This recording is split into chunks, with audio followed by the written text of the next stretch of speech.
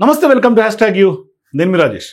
So CM Revanth Reddy ఏదైతే అనుకున్నారో, ఏదైతే హామీ ఇచ్చారో, ఏదైతే చెప్పారో అదే ఇవాళ చేసి చూపించినటువంటి పరిస్థితి. అంటే బీసీలకు రాజ్యాధికారం కావాలి అన్న నినాదం ఎప్పటి నుంచో తెలంగాణలో పెద్ద ఎత్తున ఉంది. మరోవైపు బీసీల చుట్టూతోనే తెలంగాణలో ఉన్నటువంటి రాజకీయ పార్టీలు, రాజకీయాలు తిరుగుతున్నటువంటి నేపథ్యంలో ఇప్పుడు సీఎం రేవంత్ రెడ్డి ఖచ్చితంగా బీసీలకు సంబంధించినటువంటి 42% రిజర్వేషన్లు ఇస్తామని హామీ ఇచ్చారు. మరోవైపు ఖచ్చితంగా ఇచ్చి తీరాల్సిందే అని గత కొంతకాలంగా ఆయన చెప్తున్నారు.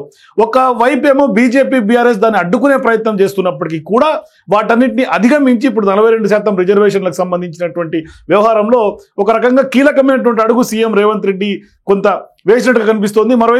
ఒకవైపు రాష్ట్రపతి, మరోవైపు గవర్నర్ దగ్గర ఆ యొక్క బిల్లులు పెండింగ్ లో ఉన్నటువంటి నేపథ్యంలో కేవలం ఒకే ఒక్క సంతకంతో 42% రిజర్వేషన్లు ఇచ్చే అవకాశం ఉన్నప్పటికీ కూడా వాటిని అడ్డుకున్నాయి కొన్ని రాజకీయ పక్షాలు. సో ఇటువంటి సందర్భాల్లో ఇప్పుడు సీఎం రేవంత్ రెడ్డి ఏకంగా జీవో నెంబర్ 9ను తీసుకొచ్చి పెద్ద ఎత్తున బీసీల్లో కూడా ఒక భావోద్వేగ క్షణాలని, ఆనందోత్సవాల్లో నింపుతున్నటువంటి పరిస్థితి.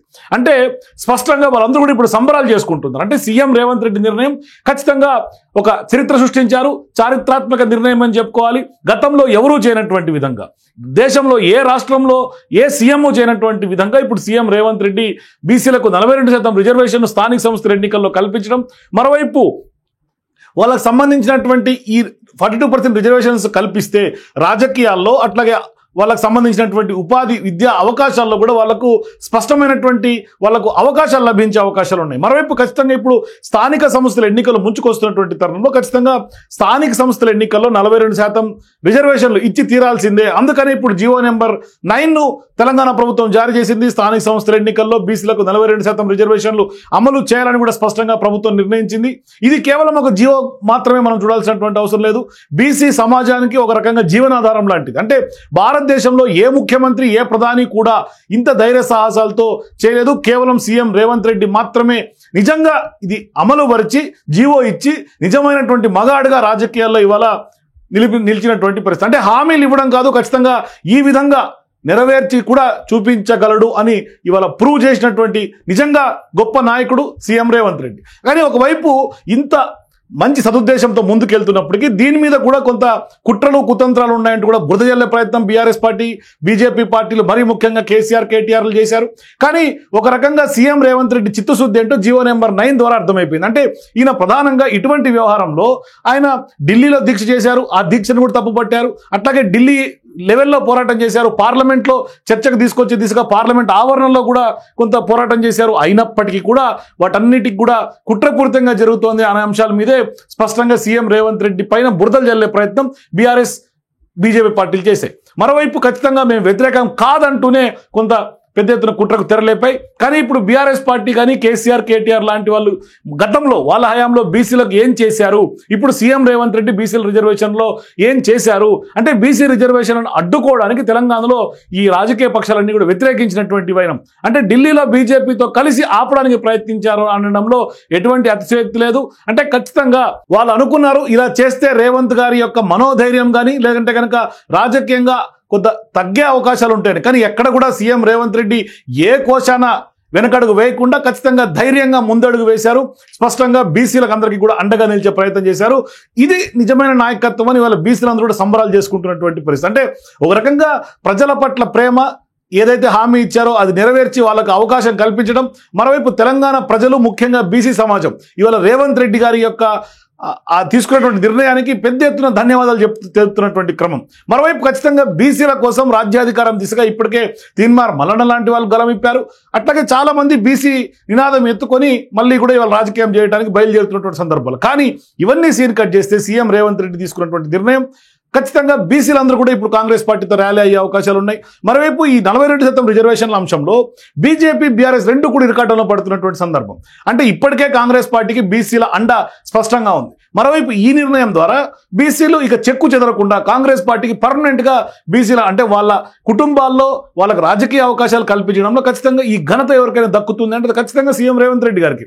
అంటే ఒక రకంగా చెప్పాలంటే బీసీల యొక్క కన్నీళ్లు, కష్టాలు ఆయనకు తెలుసు కాబట్టి, ఆయన గ్రౌండ్ లెవెల్ నుంచి వచ్చినటువంటి నాయకుడు కాబట్టి ఇప్పుడు ఈ 42% జీవో 9 రిలీజ్ చేయడం ద్వారా ఖచ్చితంగా వాళ్ళ హృదయాలను గెలుచుకున్నారని చెప్పుకోవచ్చు. సో ఇప్పుడు ఎవరు అడ్డుకోనేటువంటి పరిస్థితి, అంటే కాంగ్రెస్ యొక్క విజయాన్ని స్థానిక సంస్థల ఎన్నికల్లో ఖచ్చితంగా కాంగ్రెస్ పార్టీ ఘన విజయం సాధిస్తుంది అని అనడంలో ఎటువంటి అతిశయోక్తి లేదు. ఎందుకంటే బీసీల పట్ల ఉన్నటువంటి ప్రేమ విశ్వాసమే ఖచ్చితంగా సీఎం రేవంత్ రెడ్డి తీసుకున్నటువంటి నిర్ణయమే ఇప్పుడు కాంగ్రెస్ పార్టీని స్థానిక సంస్థల ఎన్నికల్లో మెజారిటీ స్థానాల వైపుగా తీసుకెళ్లే అవకాశాలు ఉన్నాయి. ఖచ్చితంగా గెలిచి తీరుతుంది కూడా.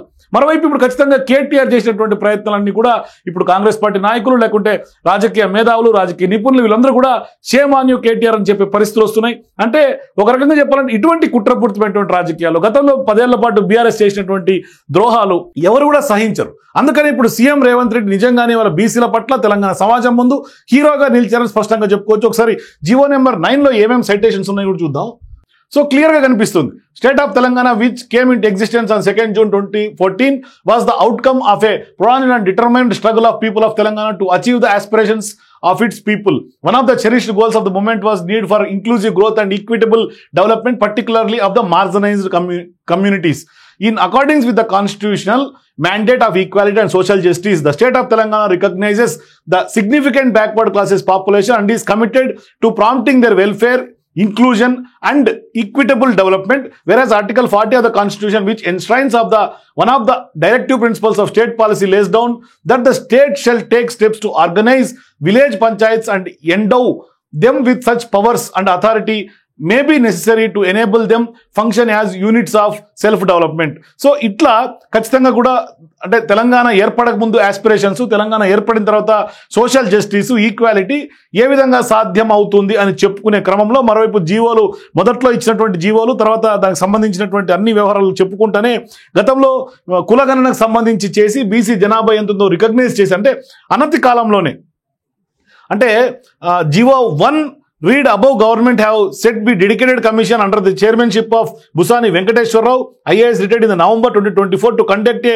contemporaneous rigorous empirical inquiry into the nature and implications of the backwardness qua local bodies in order to specify the promotion of reservations to be provisionized. అంటే ఒక కమిటీ వేయటం, మరోవైపు వాళ్ళు చేసిన తర్వాత సర్వే చేయటం, ఆ సర్వే రాష్ట్ర వ్యాప్తంగా చేయటం, వాళ్ళకి సంబంధించినటువంటి economic, social, educational, employment and political status of the different caste in the state. అంటే కులగణన చేయడం. ఇప్పుడు కులగణన చేసిన తర్వాత దేశంలో కూడా ఉన్నటువంటి నరేంద్ర మోదీ కూడా జనగణనలో కులగణన చేస్తామని వాళ్ళు కూడా హామీ ఇచ్చారు. అంటే ఇది ఒక రకంగా చెప్పాలంటే రాహుల్ గాంధీ బ్రెయిన్ చైల్డ్, దాన్ని వాళ్ళ సీఎం రేవంత్ రెడ్డి ఇంప్లిమెంట్ చేసినటువంటి నేపథ్యం.